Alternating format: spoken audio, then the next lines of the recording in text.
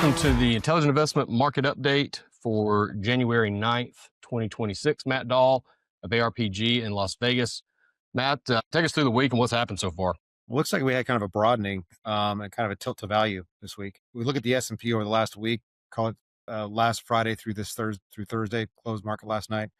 S&P is up about 1.11%. Equal weight's actually up 1.87. So we actually have the equal weight outperforming the cap weighted index this last week or so. So, and if you look at the sort of the delta between the Dow and the Nasdaq, makes perfect sense, right? The Dow is actually the outperformer this week, which is kind of rare. Right? The Dow is up 2.5% over the last week. Nasdaq's only up 1.02. So we haven't really seen sort of that kind of that Mag 7, that tech trade, that AI trade is still kind of cooling off. If you look at the Mag 7, it's exactly where it was in September. It hasn't really moved in 4 months. Now, I don't expect that to continue. I expect the Mag 7, specifically Microsoft, Google's been a standout for sure. Apple has kind of cooled off in the last few weeks. I expect that to take off. Of course, NVIDIA is going to take off, and Tesla really, I believe, are going to really start to kind of break out in the next 2 to 4 weeks, and that's going to take us into the spring. Pretty good. But the market, what I'm really pleased about is, and Fundstrat talks about this, the rule of the first 5 days. So then there's the rule of January. How January goes, so goes the market. And there's the rule of the first 5 days. How the first 5 trading days go, so go the market for the whole year. Okay. I sort of look at the two and say, well, the rule of the first 5 days sort of works, but now we've got one trading day that no one was there last week. So I kind of look at the first full trading week, the first full 5 trading week, because that's when we have a lot more volume and people are back at their desks doing their job. And it's been good. I mean, we've got, again, the last week, the SP was up 1.1%, not bad. And the market's up today, which is good. But this is the first full trading week. So again, it kind of gives me an idea of where traders, over-the-counter traders, are really positioning risk for this year. We've seen sort of Bitcoin, which I'm looking at is just, that is the perfect risk proxy, right? Okay. Bitcoin has actually expanded this week from 88,000 to about 94,000, up about 7%. And that lets you know that market participants are wanting to take on risks this year. And that's good. We've seen financial and healthcare really start to do well this year. Healthcare specifically has been a lagger for the last 4 years. It's 14% of the S&P. So when healthcare starts to do well, the broad market, the equal weight really starts to do well. So we think this year is going to continue to be a good year. We think there's a lot of support coming from the OBBA. We have that big fiscal push coming in with tax return this year. We think there's going to be a lot of retail sales this year. That's where we think we're going to see sort of a boost on the consumer discretionary side coming into the year. What's the logic behind that first 5 days rule? I mean, is it just historical tradition? Or is there some type of technical evidence that supports that theory? I mean, I'm sure Fundstrat's not going to just come out and say that for, just like it's the Farmer's Almanac. So what's the logic behind that? Well, it starts, of course, with, it's almanac, right? So it is the Farmer's So Almanac. this happens. Okay. So does correlation equal causation? 99.9%, of course it does not. It doesn't the correlation doesn't necessarily equal the causation. However, the causation is how are market participants looking at risk in the new year. And that first week or two gives you kind of a look into that, kind of lets you view into general market risk. I remember in 2022, the market peaked like in the second or third day of the year and then just went straight down. Okay. And it was just one thing, and it went all the way down in January, went down into February. We had a little pullback in March, and then it was just, good night, Irene, from there. Yeah, and you touched on this a second ago, that it's rare for the Dow to outperform the broad or the S&P or the Nasdaq in an up rally.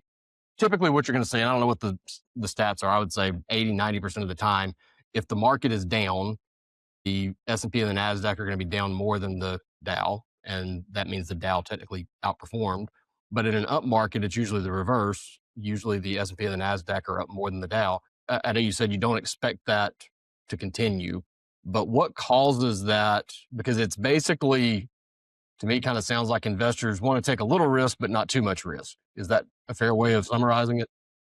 Right. You're definitely seeing more of a tilt into sort of your value-based names, your less growthy names. The Dow is that the Dow Jones Industrial Average, right? Of course, it's not all industrial companies anymore. Goldman Sachs is in there. A lot of other companies are in there too that are not industrials.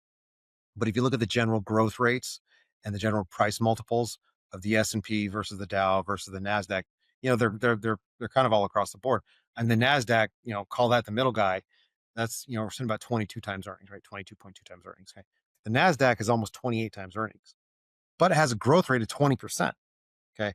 Or again, the S&P at 22 times earnings, right, has a growth rate of about 15%. So the ratio is pretty similar. You look at the Dow, it's running about 18 times earnings with a growth rate of about 12%. So when people want to take on risk, or maybe they think the trade is overdone in one area, maybe the trade is a little bit overdone in the Nasdaq right now, they're tilting back toward more of your value names, your less growthy names, less interest rate sensitive names. The Nasdaq is very interest rate sensitive, and we have seen, if you look at the 10-year, we haven't seen a real collapse in rates. I mean, if you look at the January 1st of 2025, you're 457 on the 10-year. We closed December 31st at 417. So we're only talking about 40 basis points. We're talking about 9% yield contraction over the course of the entire year. So we didn't see a huge increase in those prices that would obviously have really helped out those growthier names, because obviously, as interest rates comes down, you discount those future cash flows at a lower rate, and those cash flows are out a little further, it tends to support those higher growth, those higher valuation multiples. Because we didn't have a lot of that last year. We had a little bit, but not a lot. But the Nasdaq, still did over 20% last year. So I think what we're seeing this year is sort of a knee jerk of, okay, well, the Nasdaq's done really, really well, and we know it's going to continue to do well. But the Dow and healthcare and all this, now we've seen transports kind of break out too. Maybe there's a tilt that way this year. And what I think is going to happen this year, I still think the Nasdaq's going to outperform. Our target price on the Nasdaq for end of this year is 28,000. So call it about a 21% gain for this year with it versus the S&P at 7,800, which is more like about a 13.5% gain. I do think the Dow is going to hold its own with the S&P this year.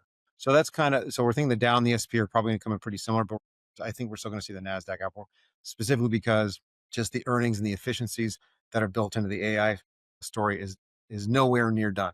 Well, for investors, the Intelligent Investment Show is for entertainment and educational purposes only. Consult your financial advisor before making any decisions on that. And if you don't have one, you can give Matt a call at 702-655-8300 to chat with him or someone else on his team there, and they would be happy to speak with you about your financial situation and what your best course of action might be moving forward. Matt, always a pleasure, my friend. I will see you next time. Have a great weekend. Have a great weekend. See you. Discussions in the Intelligent Investment Show are for educational purposes only. The information presented should not be considered specific investment advice or a recommendation to take any particular course of action. Always consult with a financial professional regarding your personal situation before making investment or financial decisions. The views and opinions expressed are based on current economic and market conditions and are subject to change. There is no guarantee that any statements of future expectations will come to fruition.